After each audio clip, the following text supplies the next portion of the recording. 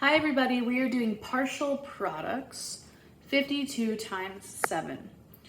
All partial products means is that we're going to multiply, but first we're going to split this up into parts.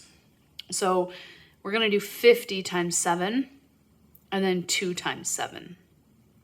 The first step is to break 52 up into parts, or we're going to put it into expanded form. In this box, we'll put the 50. And then in this box, we'll put the 2. So 52 is really 50 plus 2. And then since we're doing 52 times 7, we're going to multiply this times 7 and this times 7. So the 7, which is on the other side, goes down here at the bottom. Now we're going to start multiplying, and we'll put our answers here in these colored boxes. 50 times 7. So for this, ignore the 0, do 5 times 7 and put a 0 on the end of it. So 5 times 7 is 35. With a 0 would be 350. And then 2 times 7 is 14. So we have now done 50 times 7 and 2 times 7.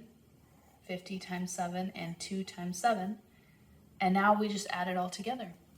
0 plus 4 is 4. 5 plus 1 is 6. And then 3 plus nothing is 3.